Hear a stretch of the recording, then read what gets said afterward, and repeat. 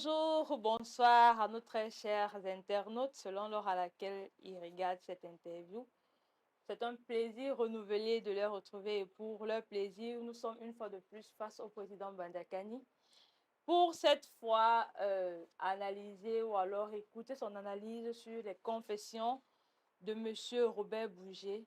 Rappelons ici que M. Robert Bougie est le parent de la France-Afrique ou encore le lobbyiste de la France-Afrique, c'est-à-dire de la politique française en Afrique. Et il est de formation avocat. Il a été, à un moment donné, avocat de l'ancien président Laurent Gbagbo en Côte d'Ivoire. Président Bandakani, nous sommes très heureux d'être face à vous pour cette nouvelle interview. Recevez nos salutations les plus chaleureuses. Je vous les retourne. C'est toujours pour moi un plaisir de me retrouver avec vous dans le cadre de nos échanges quotidiens. La page NMP est devenue un axe majeur en termes de plateforme d'échange et d'interactivité. Et je suis toujours très heureux que nous avons la possibilité d'échanger et de partager avec tous ceux, nos abonnés, les sympathisants et tous ceux qui s'intéressent à ce que nous faisons. Donc, merci de m'offrir encore l'occasion de m'exprimer. C'est un plaisir pour sur les nous. questions, comme on dit, d'actualité. Nous sommes immensement heureux de nous retrouver face à vous. Et pour cette fois, comme je l'indiquais à l'entame, il s'agit d'écouter votre point de vue, votre analyse sur les confessions faites par M. Robert Bougie sur les médias français récemment. Mais avant cela, nous voulons savoir, est-ce qu'il vous tient à cœur de commencer par un sujet particulier? Non, il est important pour nous de signifier, de signaler à tous ceux qui échangent avec nous, que ce soit dans les commentaires, que ce soit dans le suivi de nos interventions, que c'est un enrichissement mutuel et que moi aussi j'apprends beaucoup.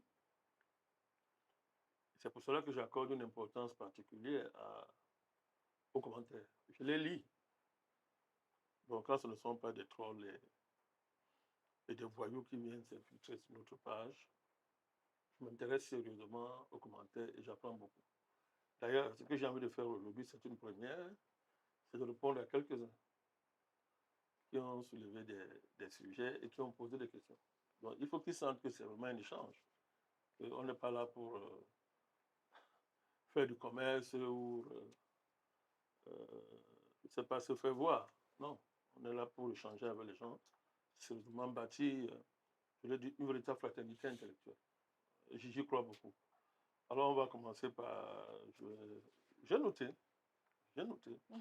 Pas, il y a un de nos amis qui considère que notre soutien envers les pays arabes nous aveugle, par exemple, et que les Arabes soutiennent le terrorisme dans le Sahel, et que ce n'est pas Israël qui le fait. Il dit, dès 1948, ce n'est pas Israël qui a attaqué les pays arabes. En premier lieu, Israël est un pays assiégé entre les Arabes hostiles dès le début.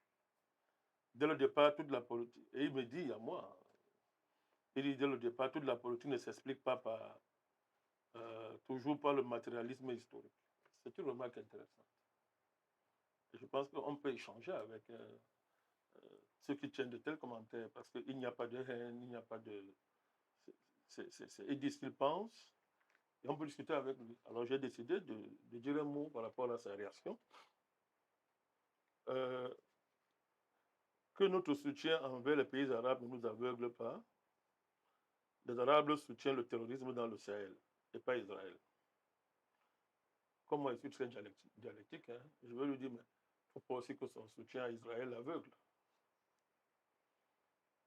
Et le but de nos interventions, c'est aussi enrichir la méthodologie de la pensée, la manière dont d'aborder les sujets.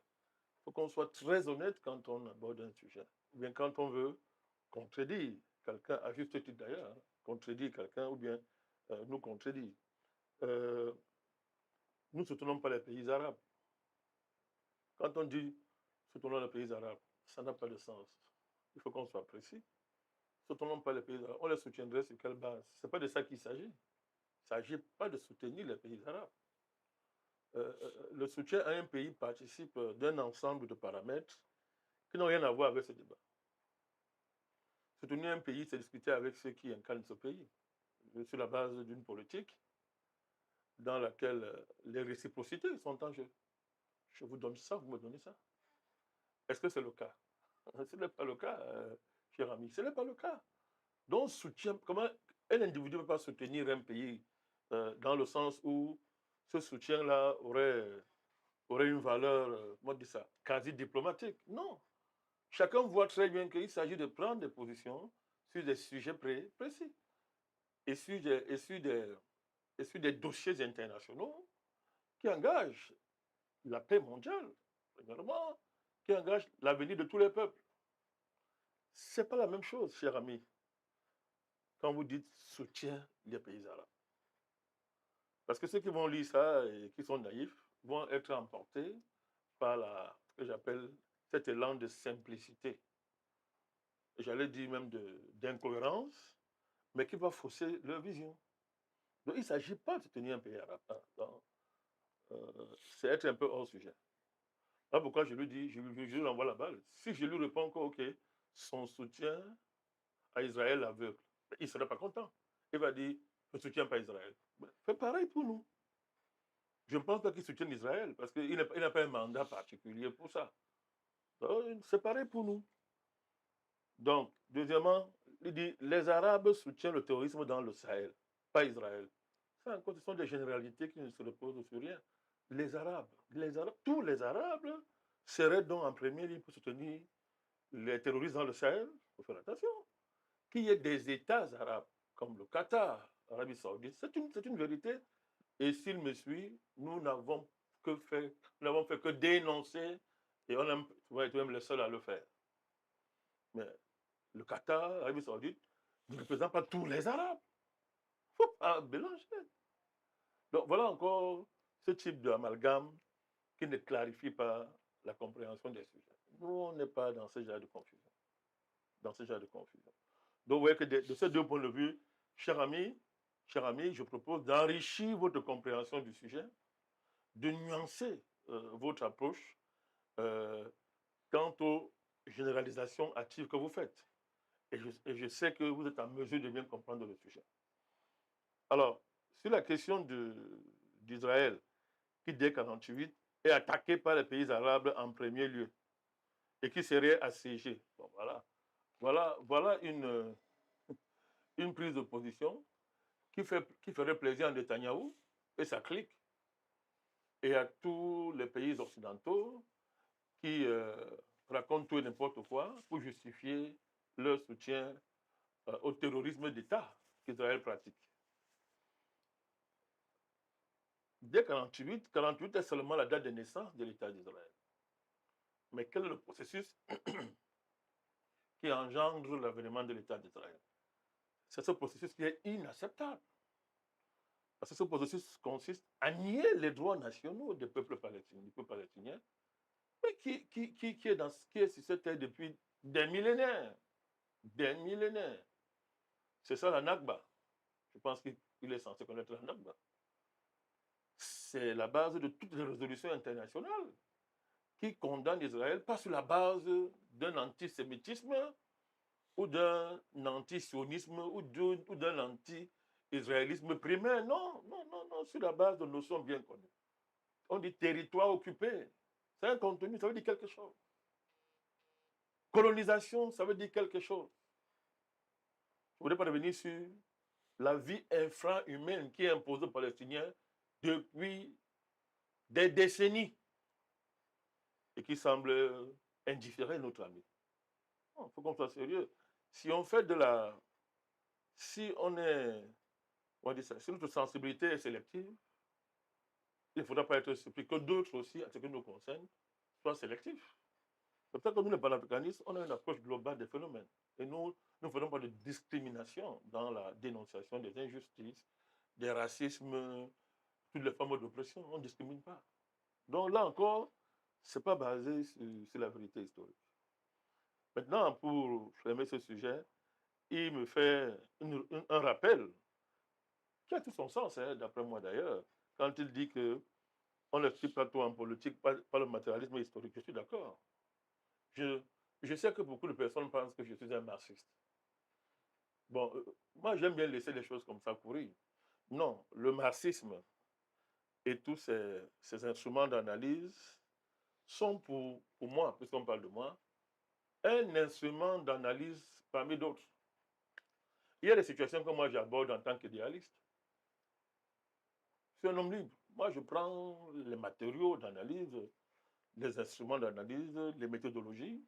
Moi, je les prends en fonction de leur intérêt, de leur utilité à comprendre les phénomènes. Je ne suis pas dogmatique. Désolé, cher ami. Je ne suis pas dogmatique. Il y a des sujets que j'aborde simplement sur la base de la logique. Logique. Bien sûr, il y a différents niveaux de logique. Mais là encore, je suis un homme libre. Je ne suis pas dogmatique, ni en ce qui concerne les questions idéologiques, ni sur les questions de méthodologie, c'est-à-dire le choix qu'on fait en termes d'approche et de mécanismes qu'on met en marche pour aborder un sujet et y dégager du savoir, ce qui est différent des positions politiques. Donc, je voudrais rassurer mon cher ami, je suis pas mal à l'aise hein, quand vous m'interpellez sur la question du matérialisme historique. J'ai une très bonne formation marxiste, je n'ai aucune honte à ça, mais j'ai d'autres formations que vous ne connaissez pas et qui me permettent d'être très à l'aise pour aborder les sujets. C'était pour informer mon frère. Je considère que c'est un frère et je l'encourage à enrichir le débat comme il le fait. Et comme ça, on va échanger et on va s'enrichir mutuellement. Alors, il y a un autre qui a dit, je vais terminer par lui, reconnaissez que vous n'êtes pas un expert sur les questions d'Israël et du Proche-Orient, bien que vous semblez en parler avec aisance. Bon, est-ce que nous, on vient de dire qu'on est un expert ici? Je suis un homme politique. Je suis un homme politique, panafricaniste, qui fait de la géopolitique et qui a décidé d'enrichir cette géopolitique par un apport que je revendique, la géospiritualité. Bon, ça fait de moi un expert, je ne sais pas. Vous croyez que des questions aussi sérieuses comme celle-ci devraient être laissées à l'apanage des experts? Je ne pense pas. Et encore, non, m'adresse à lui. Hein. Encore, qu'est-ce qu'un expert? Qu'est-ce qu'un expert? Veut dire quoi? Non, vous avez raison, je ne suis pas un expert. Est-ce que j'en parle avec aisance? Vous l'avez dit. Mais ce n'est pas ça que je cherche. Je prends des positions. Je prends des positions politiques sur des sujets d'actualité mondiale. Ça veut dire que je m'engage. Je m'engage. Et mon engagement est sujet à jugement par rapport à ses finalités et par rapport à ses objets. L'objet de mon engagement, c'est la libération de l'Afrique. Ce n'est pas obtenir un statut d'expert ou bien être très aimé dans les réseaux sociaux. Non, je veux libérer mon continent. Et pour ça, j'ai compris qu'il faut élargir ce combat à l'humanité tout entière et épouser donc toutes les causes qui sont semblables à la cause africaine ou bien qui peuvent contribuer à faciliter cet objectif-là. Et enfin, mon combat, c'est la préservation de l'espèce humaine. Donc voilà.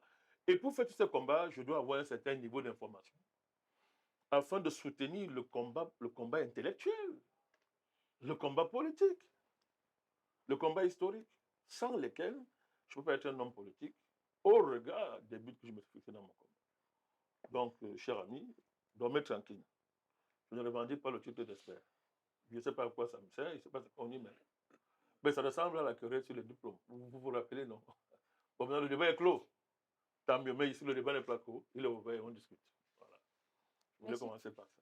Merci, Président Bandakani. Nous vous savons la pertinence d'analyste Oh, et l'ouverture d'esprit dans le débat et les échanges. Sur ce plateau, je ne serai pas seule pour cette entrevue face au président Bandakani. Je serai accompagnée de M. Jules Constant Bouyamousso, à qui j'adresse le bonjour. Bonjour, Madame Charlotte Djengele. Merci Bonjour. encore d'être ma coéquipière dans cette émission phare des chaînes YouTube et des pages numériques du NMP. Monsieur le Président, une fois de plus, bonjour. bonjour Jules. Eh bien, vous êtes entré à chaud dans cette émission. Oh. Et vous avez montré que vous suivez tout ce qui se fait dans cette plateforme, les échanges que nous avons avec les différents commentateurs. Et vous êtes revenu sur J'ai lu les commentaires pour apprendre. ceci. Et nous espérons que la majeure partie des personnes qui nous suivent sentent que vous êtes proche d'elles. Oui, c'est une exigence intellectuelle. Si on veut. Je l'ai dit, c'est de l'interactivité. Et je l'ai dit, moi, ce qui me concerne, je conçois ça comme je le fais là. C'est un partage de connaissances et on apprend les uns des autres. On apprend des uns des autres, Monsieur le Président. Monsieur le Président, cet après-midi, il y a un sujet majeur. La confession de Monsieur Bourgi, Robert Bourgi. Mhm. Vous êtes sans doute quelqu'un de très informé. Il a fait des révélations sur des chaînes françaises, en l'occurrence, dans lesquelles il dit un certain nombre de choses. Et nous avons tenu à faire un arrêt majeur dessus pour avoir votre point de vue sur les différentes questions qu'il aborde dans ces différentes interviews. Donc, Monsieur le Président, pour commencer, il y a quelque temps, M. Bourgi a fait une intervention sur France 24 en particulier. Et nous savons que France 24 est une chaîne qui est la vitrine de la France, c'est-à-dire un espace diplomatique dans lequel la France donne son point de vue, ou alors la France se déploie sur le plan extérieur. Et dans cette interview, il est revenu sur l'élection présidentielle en Côte d'Ivoire. Monsieur le Président, avant de commencer, comment comprendre ce contexte, le contexte de la sortie de Bourgi? Bon, il y a le contexte objectif et le contexte subjectif. Les deux sont dans des rapports dialectiques, certes, mais bon, pour une compréhension intellectuelle, il faut séparer et distinguer les deux. Le contexte subjectif dépend de M. Bourgi lui-même.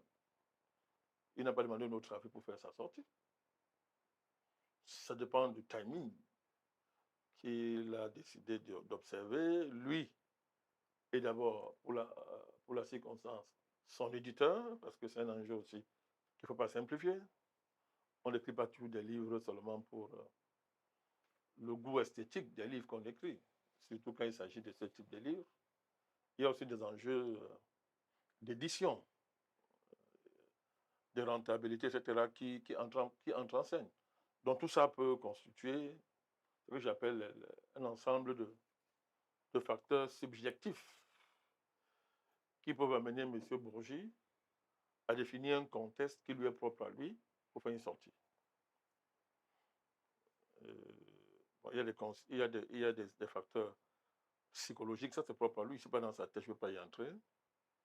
M. Bourgi, certainement, avait à dire, puisqu'il dit, le titre du livre est assez évocateur, hein, ils savent que je sais tout. Donc on est en face, c'est une position de guerre. Une position de quelqu'un qui dit que bon, vous amusez avec moi, alors que je sais tout. Vous voulez donc que je parle? Bon, j'ai hiérarchisé mes paroles, hein. Je peux donner un avant-goût, mais si vous ne faites rien, je vais encore monter en puissance. Puisque d'ailleurs, nous apprenons qu'il y a un tome 2 qui est prévu. Donc il y a tout ça. Et pourquoi il fait ça? Peut-être c'est un homme frustré qui estime qu'il n'a pas assez reçu au regard de cet état de service, etc. Bon, ce n'est pas ça qui est très important pour nous. Parce que nous n'avons jamais été un de ses patrons ou de ses donneurs d'autres. Il y a le contexte objectif. Et en ça, vous avez raison. Et un indicateur pertinent majeur pour la compréhension, le décryptage du contexte objectif, c'est le support sur lequel M. Bourgi fait sa sortie. France 24, qui est un média d'État, qui est un instrument diplomatique et géopolitique de la France. N'importe qui ne parle pas France 24, n'importe comment et à n'importe quelle heure. Donc il est évident qu'il y a un enjeu diplomatique, géopolitique. Je ne voudrais pas parler du journaliste que tout le monde connaît. Lui, il est bien connu, on sait à quoi il sert. Chaque fois que vous voyez, c'est pas réellement ça. Effectivement, Quand vous Monsieur le le voyez Président. devant un interlocuteur, il faut comprendre que le débat là est sérieux, il est politique du point de vue de la France. Donc, ce sont des éléments que je rangerai dans le registre des éléments qui qualifient d'objectif le contexte. Alors, à partir de ce moment-là, alors, ce n'est pas une sortie c'est pas une sortie en l'air. C'est pas une sortie au hasard. À partir du moment où la diplomatie est présente par France 24, la géopolitique française est présente par France 24, on voit bien que cette interview est au service d'un agenda qui dépasse la personne de M. Bourgi. Ça peut rencontrer ses intérêts subjectifs, mais ça dépasse sa personne. Et surtout, il s'agit d'un sujet brûlant qui concerne un sous-préfet qui travaille pour le compte de la France, de l'impérialisme français, à savoir M. Ouattara. Je dis bien un sous-préfet. Donc, la Côte d'Ivoire est en train de devenir un territoire d'outre-mer.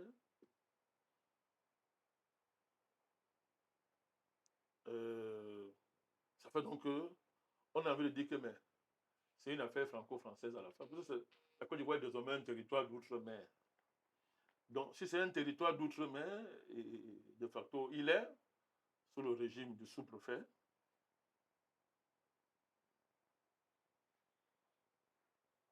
Pourquoi la France s'en prend?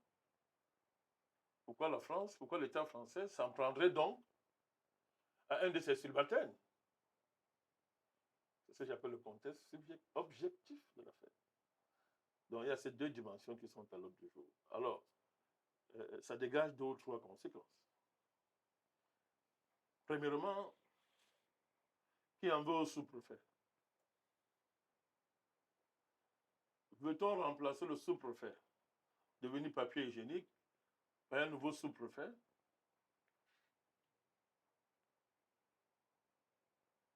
Pourquoi la France officielle, à travers France 24, etc., ouvre le plateau à quelqu'un qui va mettre en mal le sous-préfet officiel, M. Ouattara? Donc, c'est ce que je vois là. Ce sont des enjeux, ce que j'appelle le contexte objectif. Alors, pour répondre à ma question, il faut revenir dans la situation interne à la Côte d'Ivoire ces derniers temps. Dans un contexte lui-même général de déperdition de la France, incapable d'affronter ce que la France appelle le péril panafricaniste. Il ne faut pas aussi oublier ça. Tous les documents stratégiques français, tous bords confondus, sont unanimes.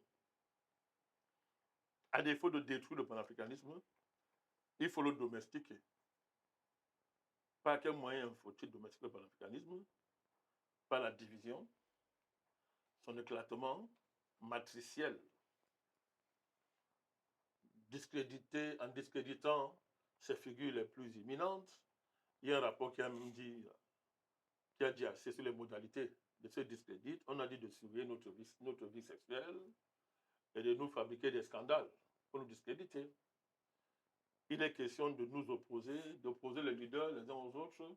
Et dans ce rapport, c'est écrit comment nous opposer, augmenter les vues sur Internet des uns et baisser les vues des autres.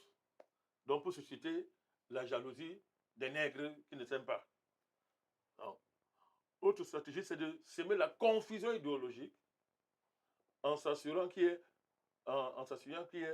des fausses marées, panafricanistes qu'on va créer ici et là et en faire la promotion, etc.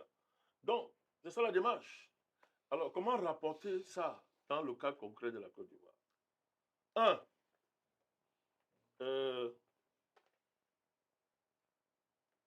venir réduire la question de la Côte d'Ivoire à une querelle électorale. Ça, c'est la première ruse qu'il faut exposer. Et évidemment, je savais, beaucoup d'Africains sont tombés dans le panneau, y compris certains, à commenter de manière factuelle et primaire la sortie de ce voyou, parce que c'est un voyou. C'est un voyou de la France-Afrique. On veut fixer les gens. Comme la Côte d'Ivoire, c'est une question électorale. Alors, si c'est une question électorale, il suffit d'enlever Ouattara et la question est réglée. Après qu'on l'ait utilisé, on peut le jeter Et comme les Africains sont des gens émotifs, ils vont être très contents qu'on les livre Ouattara en pâture. Bon, je suis bien placé pour le dire, personne ne va me soupçonner de défendre M. Ouattara. Donc, je donne des faits, je fais une analyse sérieuse de la question. Ça, c'est la première démarche. La deuxième démarche, c'est d'anticiper sur une évolution sous-régionale en Afrique de l'Ouest qui expose de plus en plus la Côte d'Ivoire à cause du comportement, en fait, à cause de la manière dont M. Ouattara envisage les missions qui lui sont confiées par son patron de l'Élysée, par son chef. Puisque je rappelle, la Côte d'Ivoire est devenue un territoire d'outre-mer. Voilà, d'outre-mer. Et ça fait qu'il fait du désordre dans la sous-région et il n'atteint pas ses objectifs. Donc plus il rate ses coups, plus il est évident que c'est lui qui va en subir. Et s'il en subit, la France et tous ceux qui ont fait de la Côte d'Ivoire un territoire d'outre-mer vont perdre leurs intérêts. Donc il y a cet enjeu-là. Le troisième enjeu, il est plus subtil et plus politique. C'est l'organisation du jeu politique ivoirien dans le sens d'un contrôle de la France sur cet environnement-là. Il y a un événement majeur qui est passé comme ça, mais qui a son pesant d'or. Le président Bédié n'est plus là. Bon, je n'étais pas un fan du président Bédié, mais bon, c'était un personnage important du paysage politique ivoirien. Bon, rien que pour ça, ce que je pense de lui n'est pas important. Mais c'était un poids lourd du paysage politique ivoirien et un pion essentiel qui permettait à la France d'avoir des moyens de pression sur Ouattara et d'avoir de l'alternative au cas où Ouattara ne serait plus opérationnel. Je veux dire alternative crédible et bien enracinée dans le pays au regard de la géoethnie politique que la France a organisée dans le pays. Et ça depuis la création de la Côte d'Ivoire.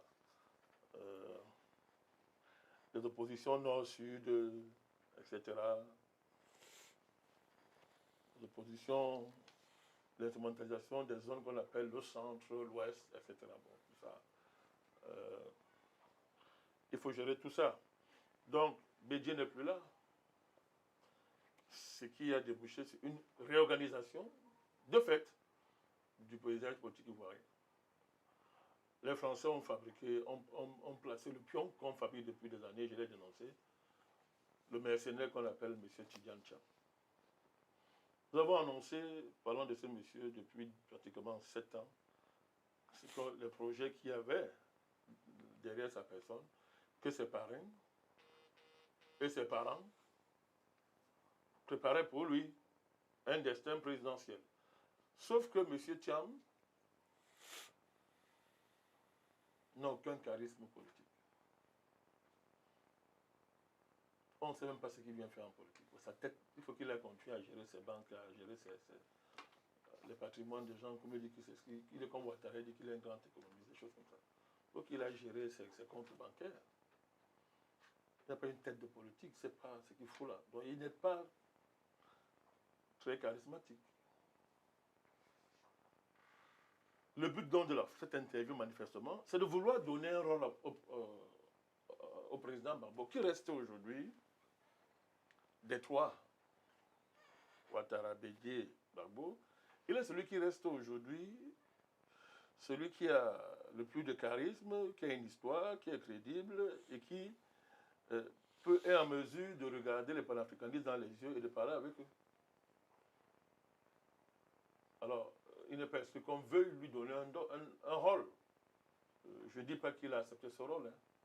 Mais quand on analyse des plans, moi je connais très bien les impérialistes français quand ils font les manœuvres. Il n'est pas exclu donc qu'on veut donner un rôle, qu'on veut donner plus de légitimité au régime ivoirien. On veut renforcer sa base sociale, etc. Dans le cadre d'une géopolitique sous-régionale qui est totalement en défaveur de la France et de la Côte d'Ivoire sous Ouattara. Donc c'est de ça qu'il s'agit. Et il y a aussi le fait que la France, vous parlez de la France, ils sont tous dans l'OTAN avec les Américains, mais la France panique beaucoup aussi. Elle est très anxieuse parce que s'ils sont ensemble dans le découpage, le partage de la Côte d'Ivoire avec les Américains, les multinationales américaines, etc., la France a un problème. La France voudrait quand même jouer sa carte en Côte d'Ivoire, une carte strictement française. Donc dans ce cas-là aussi, il n'est pas exclu qu'on fasse les yeux doux au président Gbagbo, qu'on lui fasse des yeux doux et qu'on lui miroite, n'est-ce pas, un rôle essentiel dans le blanchissement du sale visage que la Côte d'Ivoire présente actuellement. Qu'il n'y a pas de Côte d'Ivoire, il n'y a pas de la Côte d'Ivoire devenue territoire d'outre-mer, dirigé par le sous-préfet d'Abidjan. Bon, voilà un peu, dans un premier jet, ce qu'on peut dire de cette sortie de M. Bougie. 14 ans après, une vidéo apparaît, elle fait tout un tour où ça met en péril la politique française en Afrique.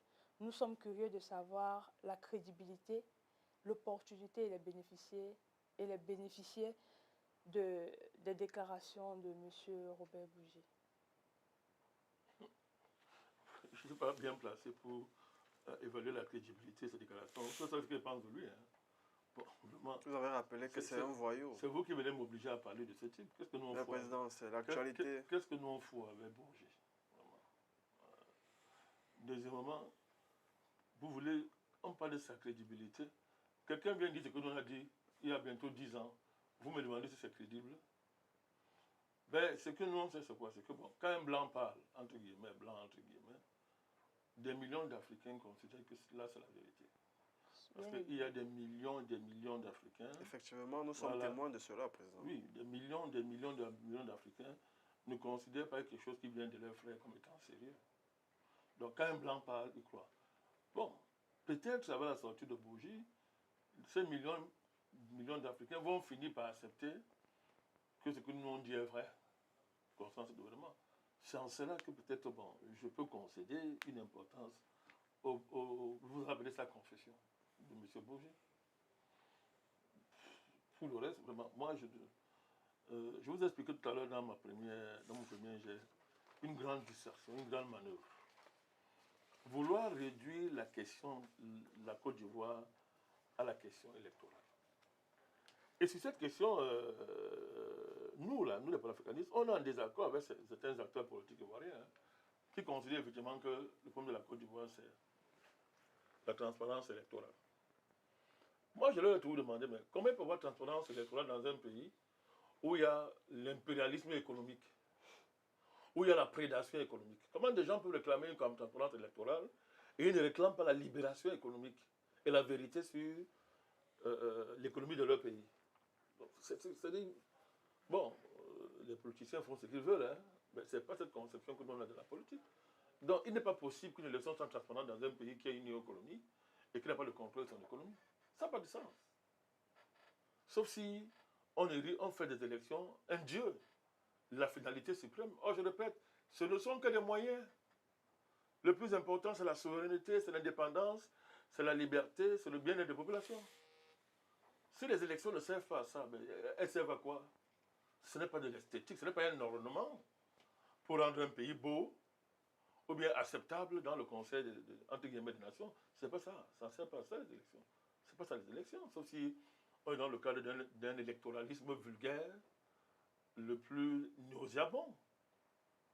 Alors, et on comprend pourquoi la Côte d'Ivoire se retrouve là où elle s'est retrouvée.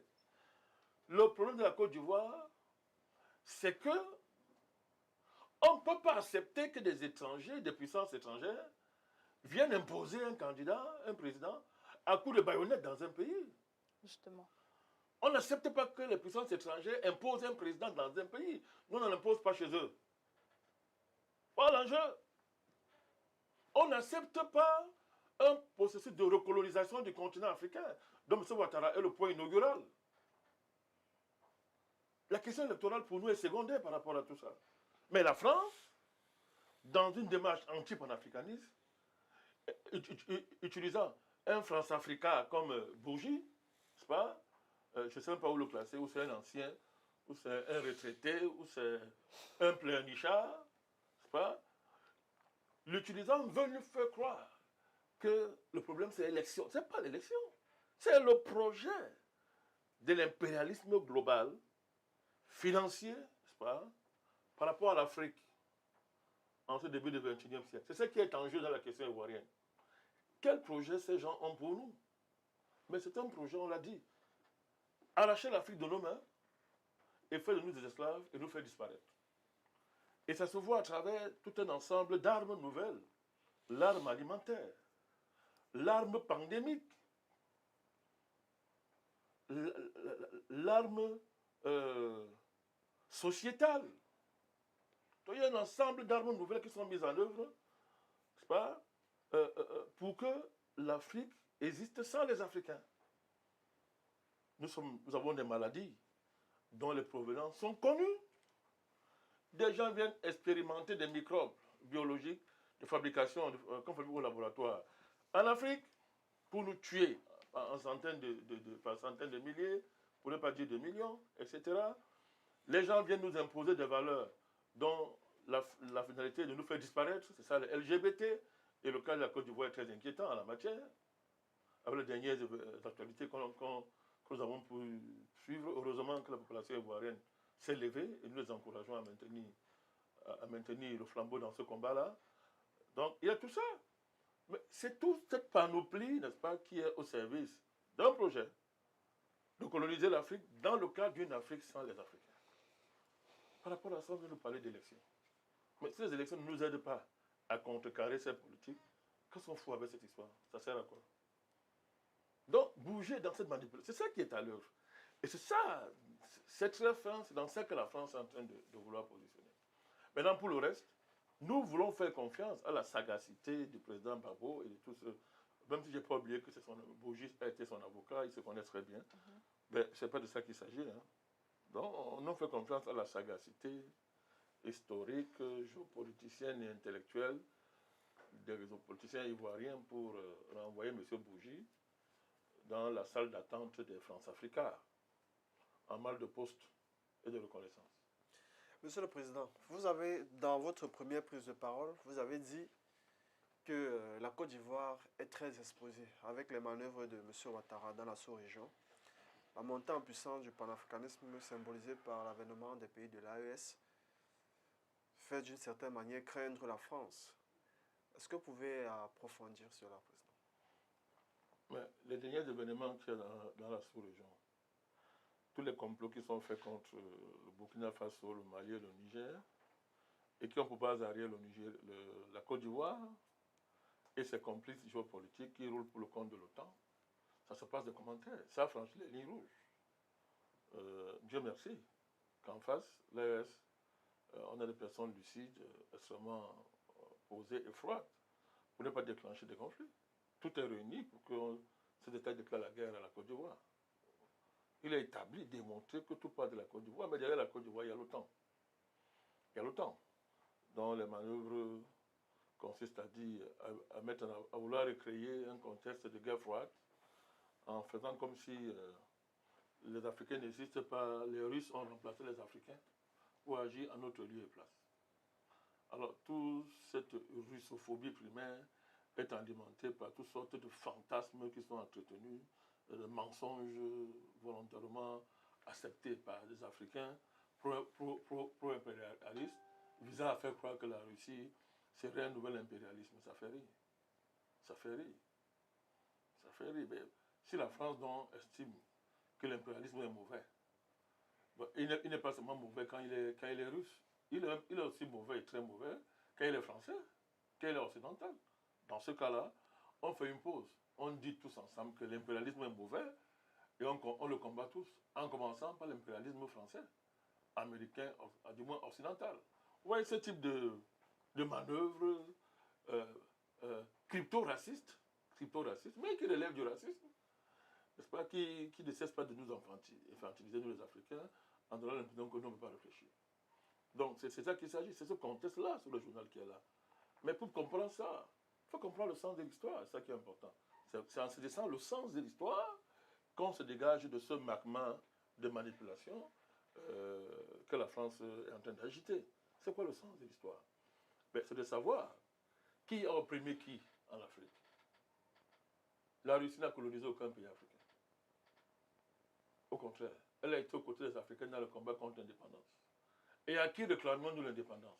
Ce n'est pas aux Russes et aux Chinois, mais aux Occidentaux en général, à la France en particulier. Et qu'est-ce qu'elle a fait quand nous avons réclamé l'indépendance? Mais elle nous a massacrés. Elle a massacré les patriotes africains, elle a rasé des villages, elle a tué, versé assez de sang, hein, pas, détruit des cultures, des héritages culturels, saccagé les traditions, etc. Et après, nous a imposé les accords secrets de coopération. Pour dire que, bon, le colonialisme est fini, vive le néocolonialisme. Et la tête de poule et tout ça, c'est un assassin qu'on appelle Général de Gaulle. Et qui est célébré par toute la classe politique française, de gauche comme de droite. Ce n'est pas la Russie qui a fait ça. Ce n'est pas la Chine qui a fait ça. C'est la France. Et elle ne s'est pas arrêtée à ça. Mais elle a continué à marcher sur l'Afrique à tout point de vue. Ce n'est pas les Russes qui ont tué Sankara. Ce ne sont pas les Russes qui ont tué Kadhafi. Ce ne sont pas les Russes qui ont assassiné Sylvanus Olympio.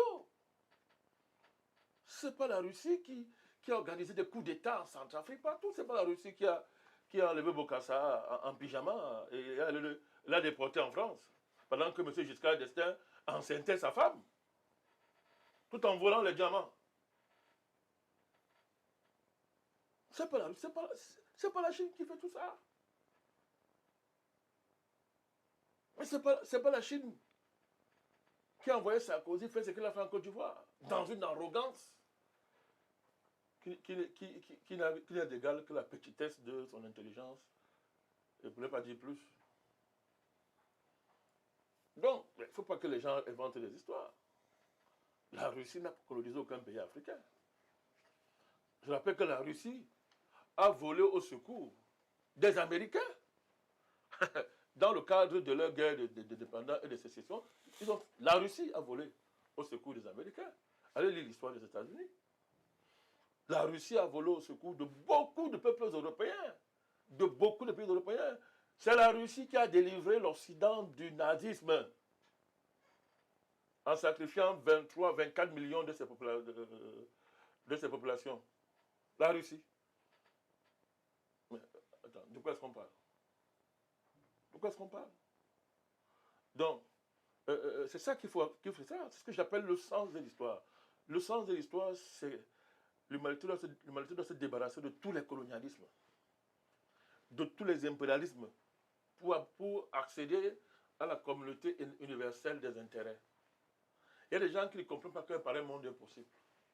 Ils sont non disqualifiés. Nous, on a l'expertise pour construire un pareil monde, on travaille pour ça. Le monde de la communauté universelle des intérêts. Alors, c'est ça le sens de l'histoire. Et dans ce sens de l'histoire, où on place la Russie, où on place la Chine, et où est-ce qu'on place l'Occident? C'est l'Occident qui est en première ligne dans le colonialisme global. Ben, il maquille ça avec les histoires d'écologie, de changement climatique, de révolution artificielle, de grands reset. Mais tout ça, on a compris. On sait où ça part. La finalité, c'est l'extermination de l'espèce humaine. Les valeurs qui sont promues par la Russie, par la Chine, ne visent pas clairement l'extermination de l'espèce humaine. Mais ce ne sont pas des Chinois et les Russes qui ont une conception de l'écologie qui postulent que pour que la Terre soit reconstituée, soit assainie, il faut que l'humanité disparaisse quasiment. Ce n'est pas la Russie et la Chine qui disent ça. Ce n'est pas la Russie et la Chine qui disent ça. Et d'ailleurs, les deux pays, la Chine et la Russie, ont refusé de signer le chiffon qu'on a appelé le pacte pour l'avenir, voilà, le dernier truc qu'ils ont présenté à l'ONU là. Hein, pour l'avenir. Le pacte pour l'avenir. Mais c'est un chiffon. Qu'ont-ils fait de l'objectif du millénaire? Qui en parle encore? Maintenant, ils sont déjà dans un pacte pour l'avenir. Et on sait très bien comment ça a été fait. C'est les Américains et les Occidentaux qui ont écrit ce chiffon-là. Et ont manœuvré à l'ONU pour qu'on vienne signer ça. Comme vient de signer, la Russie et la Chine ont dit, nous ne signons pas ça. Donc il y a le sens de l'histoire. Il y a le sens de l'histoire qui est devant nous. Et c'est ce sens-là qu'il faut suivre. Nous, les Africains, le sens de l'histoire nous concerne plus parce que nous n'avons jamais été libres jusqu'à présent. Monsieur le Président, avec cette sortie de M. Et nous connaissons nos bourreaux. Bien évidemment. Ce n'est pas en chantant impérialisme, en sautillant tous les jours, comme le soi-disant président de la France, là, qui vont changer la vérité historique. Monsieur le Président, avec cette sortie de Monsieur Bourgi, on pourrait qualifier en faveur de Monsieur Laurent Gbagbo, est-ce que ce n'est pas une forme de rapprochement avec les forces patriotiques ivoiriennes et faire un clin d'œil au mouvement panafricaniste? Non, je présente le fait, évidemment. Malheureusement, qui peut faire confiance à la France? La France n'a pas de parole quand il s'agit des Africains. La France méprise les Africains et considère que nous ne sommes pas les êtres humains. Donc, la France interdit à tout Africain, négro-africain, de se proclamer homme et de revendiquer un ensemble de droits et de devoirs propres à tout homme. Dès que vous faites ça, vous êtes anti-français. Du coup, vous êtes ennemi de la France. Maintenant, s'il faille tendre la main au président Gbagbo, soi-disant, après l'envoi déporté à la CPI et lui faire subir tout ce qu'il a subi, chacun voit dans quelles conditions la France peut dialoguer avec un Africain. Nous disons qu'il n'est pas possible de parler avec la France. Nous disons depuis très longtemps. Ceux qui cherchent à dialoguer avec la France, moi je les encourage. La France, ce n'est pas un État avec lequel on peut causer. Pas. Puisque à quelle heure Bourgi vient parler? Il a fallu que le président Gbagbo passe combien d'années à la CPI? Près de 10 ans. Et quand on se battait pour la libération de Gbagbo, où était Bourgi? Il était absent des médias, monsieur le Bon, Président. sa conscience n'était pas encore assez troublée. Il n'a pas assez de pression pour se soulager. Je vous dis que c'est du banditisme pur et simple. Et méfiez-vous de Bourgi. C'est une crapule, c'est connu. Ce n'est pas une injure, c'est un fait. Il était où? Quand pendant 10 ans, le monde entier se battait pour Gbagbo. Pas parce qu'on adore Gbagbo, non, parce que Gbagbo incarnait quelque chose qui était inacceptable. Mais monsieur, Attendez, où était Bourgi?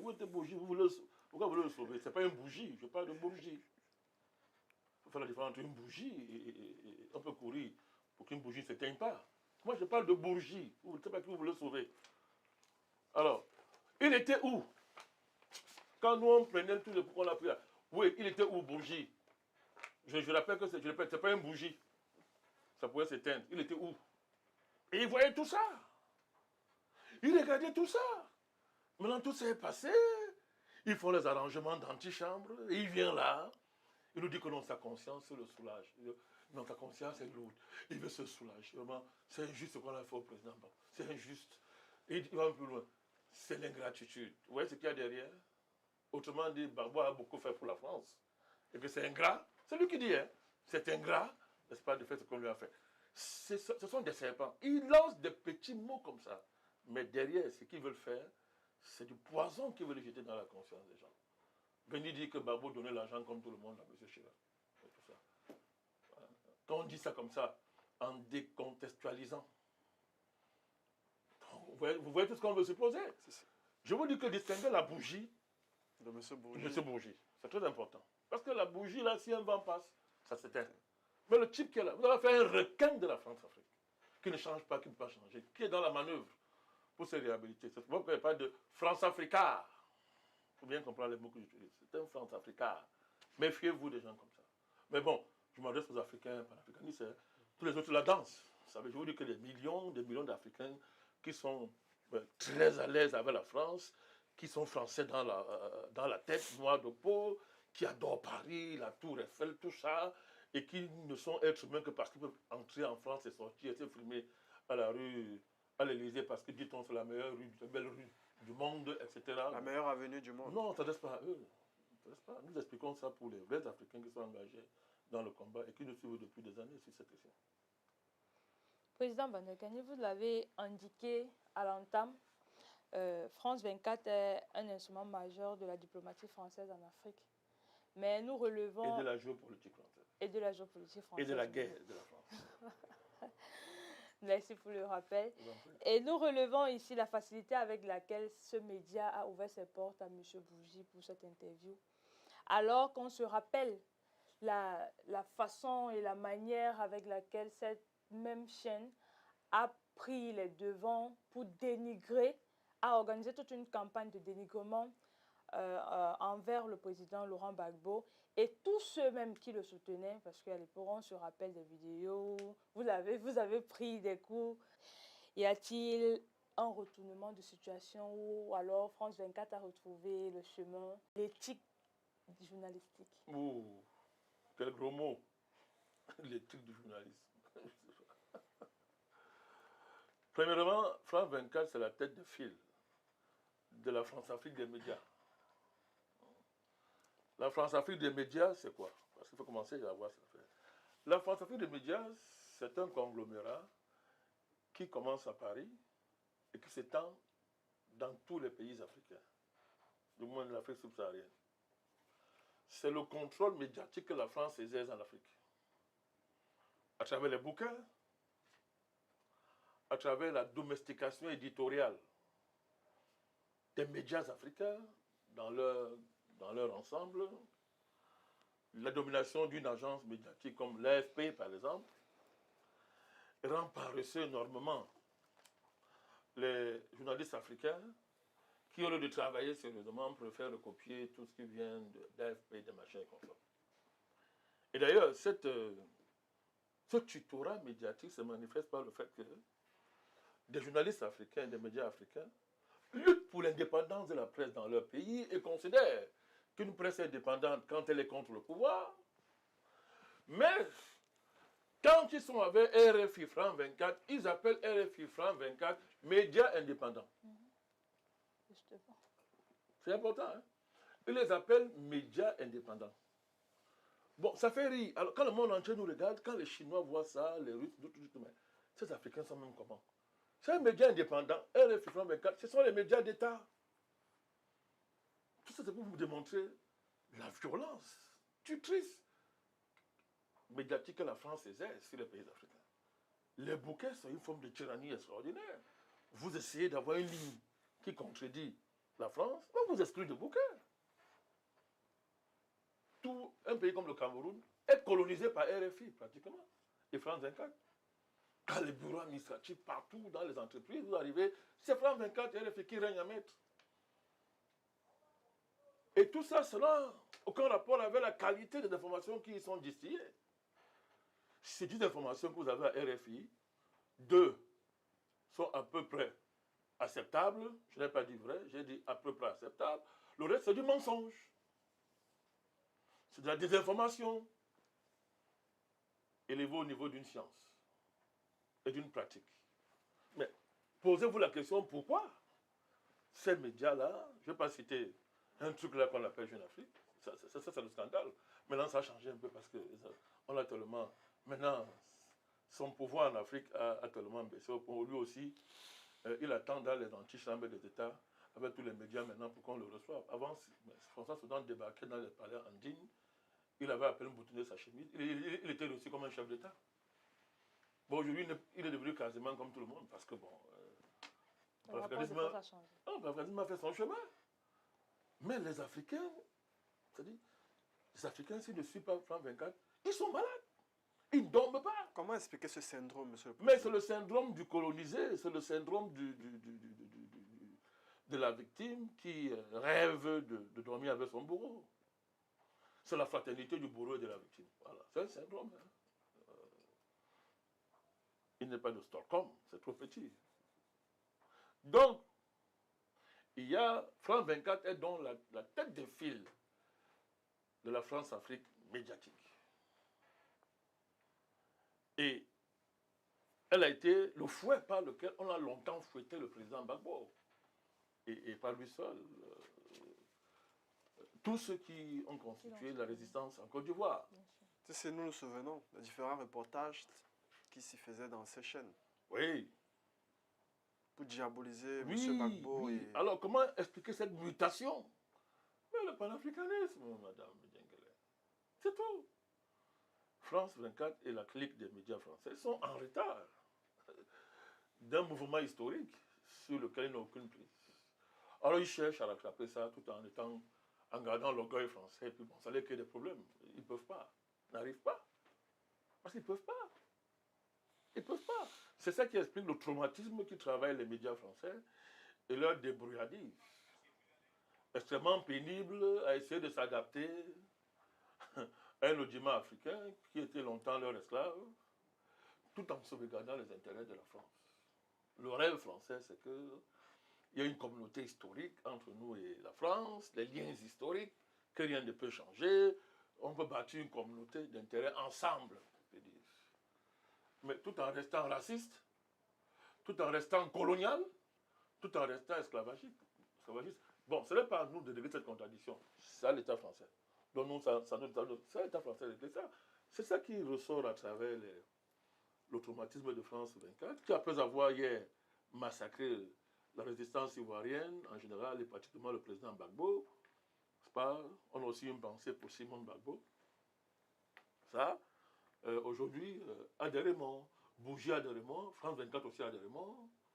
France 24 ne fait pas de confession, mais reçoit les confessions, comme les prêtres en recevaient pendant la colonisation et pendant la guerre d'indépendance ici chez nous, en Afrique.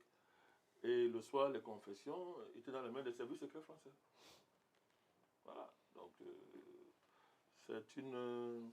Ben bon, la résistance ivoirienne sera appréciée. Voilà. Monsieur le Président, Nous, on a apprécié. On a apprécié depuis. Monsieur le Président, Monsieur Bougie, dans ses confessions, a cité quelques noms des dirigeants français qui recevaient de l'argent venant des dirigeants africains. Et il a cité Monsieur Bongo, Monsieur Blaise Compaoré et d'autres personnes. Peut-être ça me fuit un peu. Et ce qui a attiré notre curiosité, le nom de Monsieur Biya n'a pas été cité. Comment vous expliquez ça? Ouais. Parce que moi, je suis surpris. Moi, je ne suis pas surpris. Allez demander aux antibéistes primaires, allez leur poser la question. Pourquoi vous voulez que je réponde à ça? Mon soutien au président Biya, il est connu. Il est constant. Pour compléter ma question, il y avait également M. Sassou Nguesso, l'ancien président Mobutu. Mon soutien au président Paul Biya est constant. C'est un soutien qui n'est que soutien parce que ça me permet de garder toute ma liberté critique envers le régime et envers le président Biya. Donc c'est un soutien... maintenant tout le monde connaît la nature, on a fait une interview. Je crois qu'on a consacré une émission ici sur la question. Désormais, tous ceux qui font semblant de ne pas comprendre les tenants et les aboutissants de ce soutien, qu'ils cherchent cette émission-là, et ils ont la réponse. Moi, ça ne me surprend pas. Dans le marécage de la France-Afrique, le président camerounais, il est particulier. Il est particulier. Bon, peut-être un jour, une information sortira. Bon, ça fait longtemps que ça ne sort pas toujours.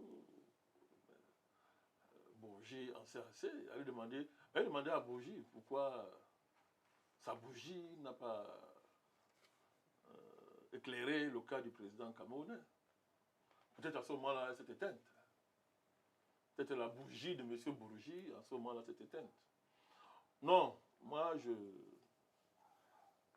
vous savez, pour être plus sérieux, moi, je ne voudrais pas comme que... Moi, je n'ai pas envie de parler des affaires malades d'argent. Vous savez pourquoi? Non, vous ne le dites. Tel que c'est présenté, vous allez voir, on veut réduire la question de la France-Afrique à une affaire de mallette qui circule de la métropole aux colonies. Non. Les affaires de mallette, Jules, sont les effets d'un système mis en place par... La France-Afrique, c'est quoi? C'est De Gaulle. Mais Mitterrand aussi. Parce que quand on dit France-Afrique, on a tendance à voir seulement la droite française. Toute la gauche française est France-africaine. Y compris Mélenchon. Toute la gauche française est France-africaine. Je vous dis, hein, je sais de quoi je parle. Même au temps des communistes français, on disait communistes français. Comme nous distinguons le soviétisme du communisme. Monsieur le Président, quand vous parlez de France-Afrique, vous parlez des relations coloniales ou alors des relations... coloniales et dans toute leur continuité jusqu'à aujourd'hui.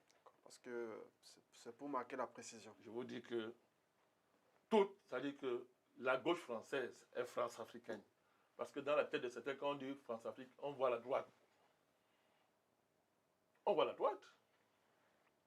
Et l'extrême droite, dans une certaine mesure d'ailleurs.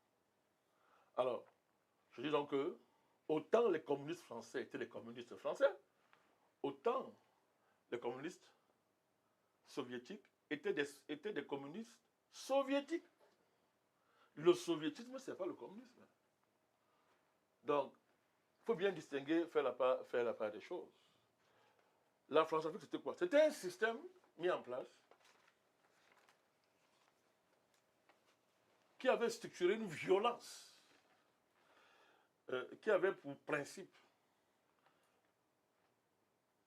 l'idée que aucun État africain et aucun dirigeant africain ne doit s'émanciper de la tutelle française. Je répète, le principe de la France-Afrique, qui est transpartisan en France, c'est que aucun État africain, et deuxièmement, aucun dirigeant politique africain ne doit s'émanciper de la tutelle française. Et pour ce faire, donc, on a structuré une violence militaire d'abord, qui soit tellement violente, de manière à ce qu'elle dissuade ce type de démarche en Afrique. Mais surtout, qu'elle crée, cette violence structurée, qu'elle crée un réflexe d'anticipation au niveau des dirigeants, de manière à ce que le naïf, comme je vois plein de petits Africains maintenant qui sont assis en train de siroter un verre, regardent les novelas, ils disent que voilà les dirigeants africains, ils portent les mallettes, c'est-à-dire, comme ils ont l'habitude de faire, c'est-à-dire, ils sont les arbitres du destin de leur continent, ils ne s'engagent pas, ils sont même des Français. Donc, d'abord, c'est la globalisation, hein. Maintenant, on a le choix entre plusieurs nationalités. Donc, si mon pays m'énerve, je deviens canadien, je peux avoir 5 nationalités à la fois. Donc, du coup, je regarde les affaires de mon pays avec une certaine distance, c'est-à-dire qu'on méprise, on les regarde comme ça. Parce qu'on ne s'engage pas. Ils travaillent dans la multinationale française. Ils ont des intérêts comme ça avec les Français occidentaux. Et ils prennent ce genre de comportement. Donc ils vont dire, oh, on vous a dit, les Gbagbo là, tous ces dirigeants-là, ils sont corrompus, ils donnent l'argent aux Français. Ils ne vont pas mettre en place le système.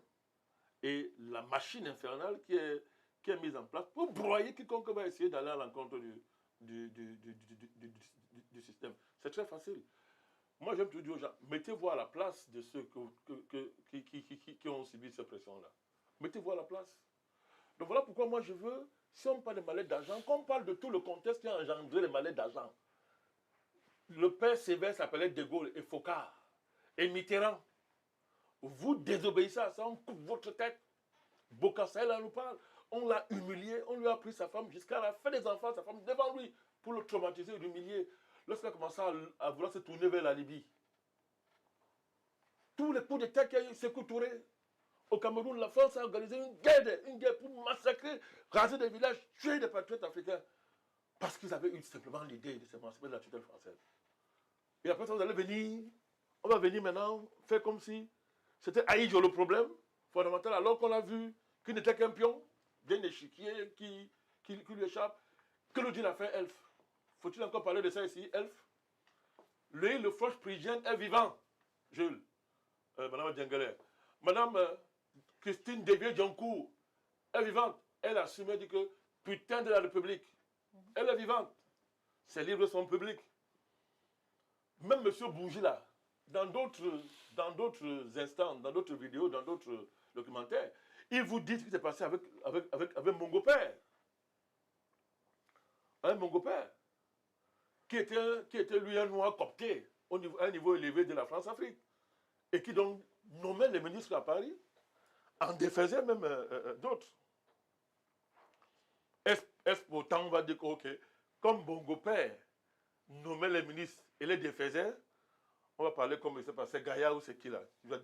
Il dit que non, maintenant, on a renversé l'ordre des choses. C'est maintenant les Africains qui dominent des choses comme ça, ouais, des bêtises comme ça. Non, il s'appelle, c'est pas Gaïa, c'était un autre. Il y a un monsieur là qui... Jean-François Bayard. Non, Bayard, c'est un autre, c'est pas le même genre. Ça, c'est le maître d'Achine Bembe. Et on comprend pourquoi il est ce qu'il est aujourd'hui. C'est un autre là, oh, c'est pas Philippe Gaillard. Il écrit des livres là. Moi, je t'appelle encore sur le bon. Il est chanceux. Il fallait qu'on connaisse son nom, ça me reviendra.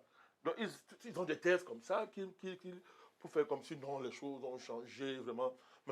C'est maintenant la France qui subit un fardeau qui la dépasse. Parce que les Africains ont retourné à leur avantage, n'importe quoi. Gbagbo était un cas exemplaire. Alors tu donnes les mallettes. Pourquoi on l'a renversé? Pourquoi il a subi tout ça? Donc ce n'est pas une affaire, quand tu comprennes bien. Je n'encourage pas les présidents à donner les mallettes, parce que tu as dit. Mais quel est le sort qu'on a réservé à ceux qui n'en donnaient pas? Les Africains ont-ils protégé ceux qui n'en donnaient pas? Ceux qui sont assis au bord, devant ils sont assis devant la télé, là, ils regardent les novelas et les médias français, France 24, ils boivent les jus, et il y a une fille dans leur cuisse, Et vraiment, ce dirigeant, il dit les mallettes. Ils font quoi pour protéger? Attends, Sankara, qui l'a protégé? Sankara, qui l'a protégé, ils ne sont pas seulement de Sankara. Tous les dirigeants qui ont dit qu'on ne prend pas, et qu'on a massacré, où étaient les Africains pour les protéger? Non, il ne faut pas qu'on en danse. Il faut faire attention devant cette chose. C'est de la manipulation. Nous condamnons les mallettes. Nous disons c'est inacceptable. Mais ce ne sont que les effets d'un système criminel, France-Afrique, mis en place, et je viens d'en ressortir les principes. Quiconque a essayé de faire autre chose, vous voyez, le Froche Fridien vous dit, quel a été le crime de Lissouba? Ah, il a voulu introduire les majors américains dans l'affaire Elf, dans la gestion du pétrole au Congo. Et M. Le Froche Fridien, il était patron d'Elf sous qui? Pas sous la droite française. Sur un certain monsieur Mitterrand. Vous avez vu le sort qui était réservé à Lissouba. si. Qui a financé Sassou Nguesso pour sa reconquête du pouvoir? Près de 30 000 morts, Madame Djengele. Et le front Pugin vous dit oui, mais alors c'était le prix à payer pour que la France maintienne son contrôle sur le pétrole. Voilà. Alors, on ne vous dit pas comment est-ce qu'on s'est moqué des Africains pendant longtemps, qui n'avaient pas l'expertise en matière de comptabilité des barils et de maîtrise des circuits de tous les pipelines là qui volaient le pétrole. Alors, on en volait tellement. Même quand tu voyais, il fallait blanchir. On coupe ta tête. Et par compensation, on donnait ce qu'ils appellent le gentleman agreement. C'est l'agrément des gentlemen. Vous voyez à quel niveau le système est cynique. Hein? On s'assurait que les chefs d'État aient, c'était le travail des Mbongo, un pourcentage secret sur le pétrole, il fermait les yeux sur le reste. Et la France donnait ce qu'elle voulait donner. Donc, c'est un débat de fond. Que le président camerounais n'y soit pas, nous, on n'est pas une surprise. Nous, on connaît un peu, hein. Nous connaissons un peu comment fonctionne le patriarche président du Cameroun, on connaît un peu. Il y a des choses où vous ne trouverez pas le président bien. Pour ceux qui le connaissent, il y a des choses où vous n'allez pas le trouver, contrairement à ce que les gens bavardent. Moi, je ne suis pas surpris de ne pas voir son nom. Mais comment fait-il pour nager dans ces marécages? Bon, allez lui demander, hein, je ne sais pas. Président, je voudrais également revenir sur quelque chose que vous avez dit. Vous avez dit que la France a créé toute une vague de faux panafricanistes qui ont pour but de contrer les vrais.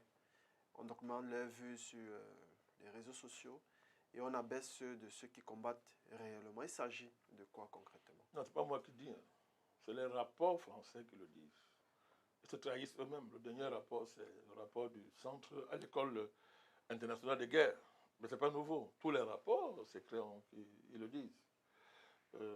Non, bah, attends, c'est vieux comme le monde. Hein. Mais bon, n'attendez pas que le président Barkhane cite les gens, je ne le fais pas. Je ne fais pas.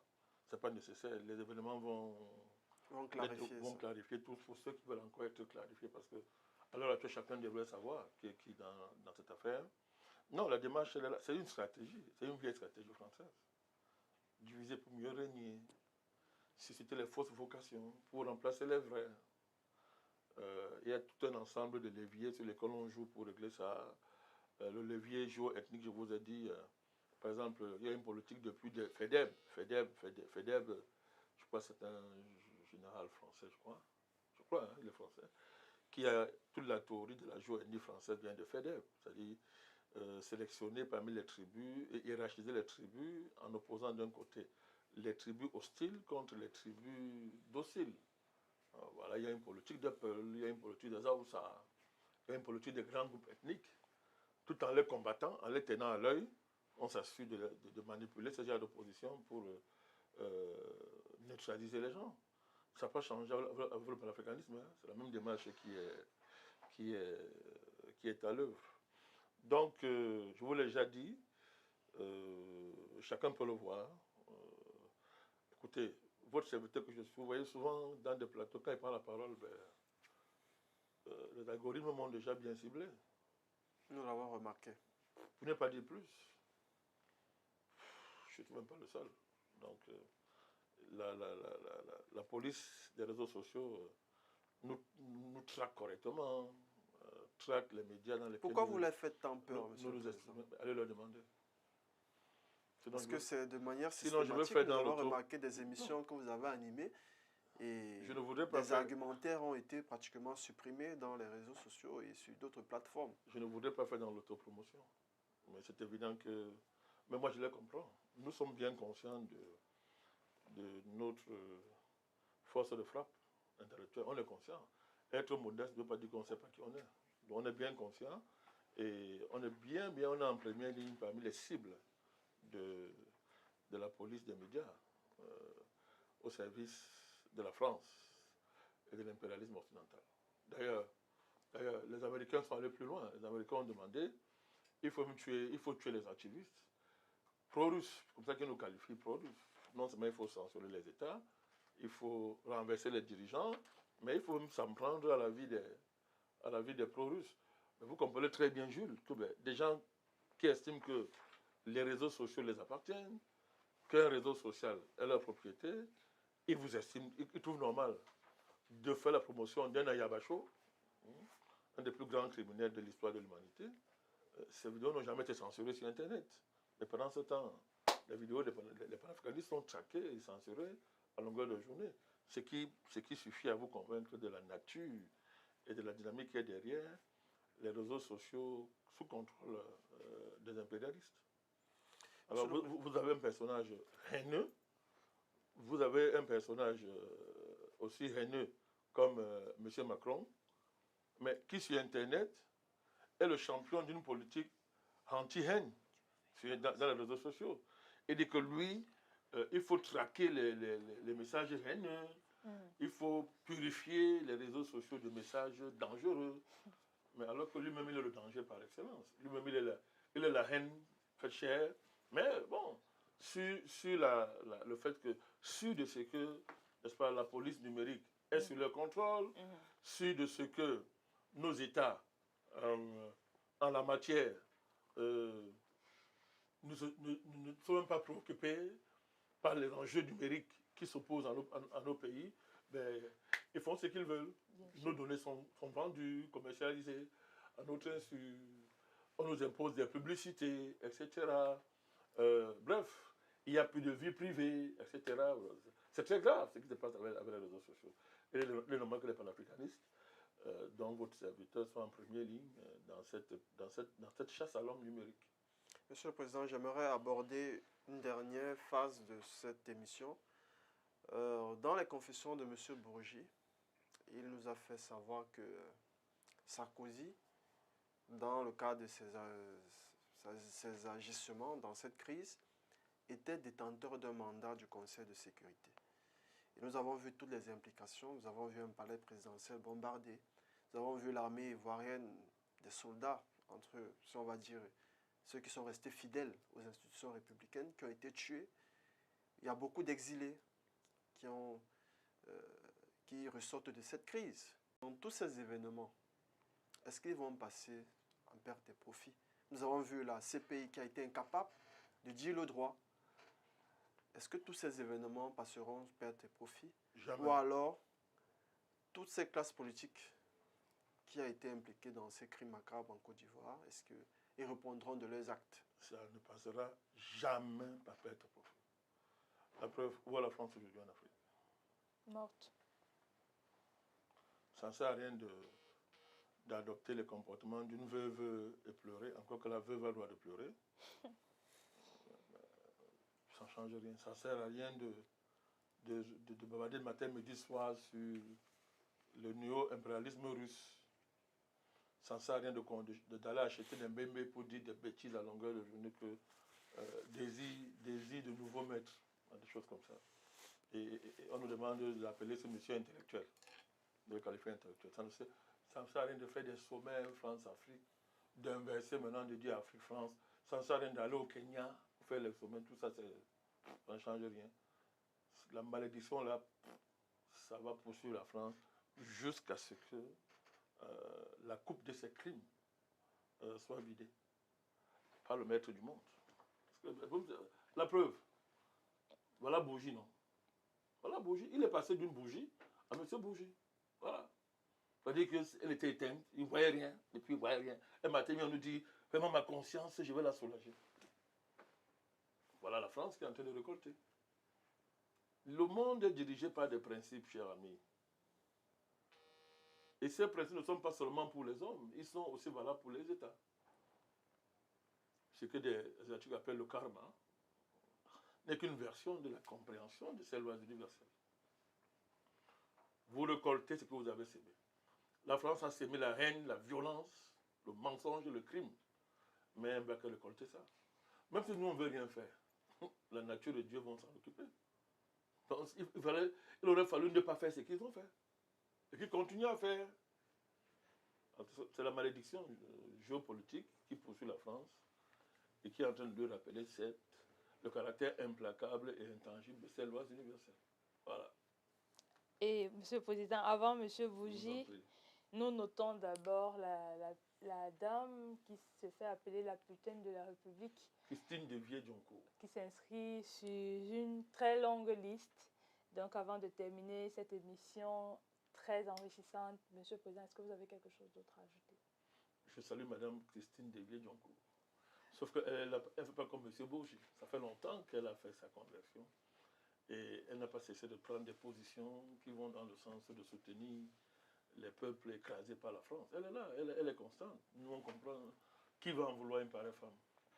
Mais M. Bourgi, qui se rappelle que sa bougie s'est éteinte, il vient raconter les histoires, il fait une fausse confession, alors qu'il est dans un jeu, dans une nouvelle stratégie qui vise à essayer de sauver ce qu'on peut sauver, d'après lui, de la France-Afrique, dont il est un éminent agent. Voilà, donc c'est pour ça que pour nous, M. Bourgi participe même de la malédiction qui frappe la France. Étant donc arrivé au thème de cette émission, nous vous disons un très grand merci, Président Madakani, pour la pertinence d'analyse que vous avez, d'analyse politique, géopolitique et même géostratégique. Nous sommes très heureux de vous avoir parmi nous et de profiter de votre bibliothèque. Nous disons aussi merci à nos très chers internautes qui nous suivent à travers le monde et de plus en plus, ils sont nombreux. Nous allons dire merci ici à la caméra Pasteur Thomas Abessolo. À la production, nous pouvons compter le Rohan Peck. À la cellule de rédaction, nous disons merci à M. Ngueshe Gislin, M. Edjengele Eugène, M. Jules Constant Bouyamousso et la servante que je suis. Très bientôt pour une nouvelle édition face au président Madakani, dont nous avons l'immense plaisir et la douleur de quitter pour une autre fois. Merci.